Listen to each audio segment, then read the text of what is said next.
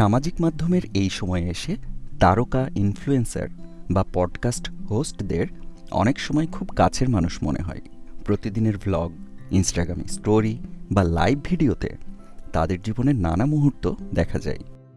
এতে ধীরে ধীরে দর্শকের মনে এক ধরনের ঘনিষ্ঠতার অনুভূতি তৈরি হয়। তবে এই ঘনিষ্ঠতা বেশিরভাগই একপাক্ষিক। এখান থেকেই আসে প্যারাসোশ্যাল সম্পর্কের ধারণা।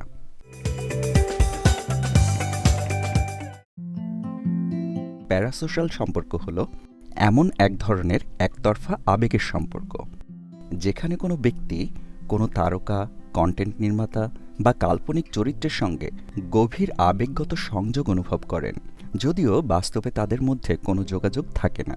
এই ধারণাটি প্রথম তুলে ধরেন সমাজবিজ্ঞানী ডোনাল্ড হর্টন 1950-এর দশকে তার টেলিভিশনের উপস্থাপকদের সঙ্গে দর্শকদের মানসিক সংযোগ বোঝাতে এই শব্দটি ব্যবহার করেন।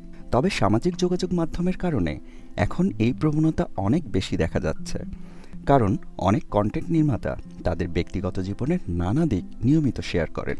ফলে দর্শকের মনেই হয় তারা যেন এই মানুষটিকে খুব ভালো করে চেনেন। গবেষণায় দেখা গেছে একাকিত্বের অনুভূতির সঙ্গে প্যারাসোশ্যাল সম্পর্কের একটি সম্পর্ক আছে। যারা সামাজিকভাবে নিজেকে একা মনে করেন তারা অনেক সময় সামাজিক যোগাযোগ মাধ্যমের তারকা বা কন্টেন্ট নির্মাতাদের নিয়ে বেশি ঝুঁকে পড়েন। তাদের নিয়মিত অনুসরণ করতে করতে অনেকের মনে হতে পারে যেন এই মানুষটি তার বন্ধু বা সঙ্গী, যদিও বাস্তবে সে সম্পর্কটি একতরফাই। তবে বিশেষজ্ঞদের মতে এই ধরনের সম্পর্ক কখনো কখনো বাস্তব জীবনের সম্পর্কের সঙ্গে তুলনা তৈরি করতে পারে। এতে অনেক সময় মানুষের মনে অসন্তুষ্টি বা দূরত্বের অনুভূতি জন্ম দিতে পারে। সব ধরনের ভক্তি বা পছন্দ কিন্তু প্যারাসোশ্যাল সম্পর্ক নয়। তবে কিছু লক্ষণ থাকলে বোঝা যেতে পারে বিষয়টি একটু গভীর হয়ে গেছে।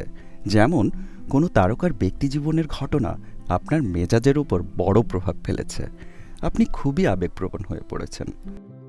আরেকটি লক্ষণ হলো আপনি মনে করছেন ওই মানুষটিকে আপনি ব্যক্তিগতভাবে চেনেন, যদিও বাস্তবে কখনো তার সঙ্গে আপনার কথাই হয়নি।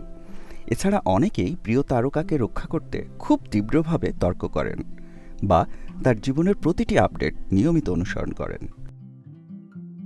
মানুষের জীবনে বাস্তব সম্পর্ক খুবই গুরুত্বপূর্ণ। মুখোমুখি কথা বলা, পারস্পরিক অনুভূতি ভাগাভাগি করা, এই সবই মানুষের মানসিক সুস্থতার জন্য দরকার।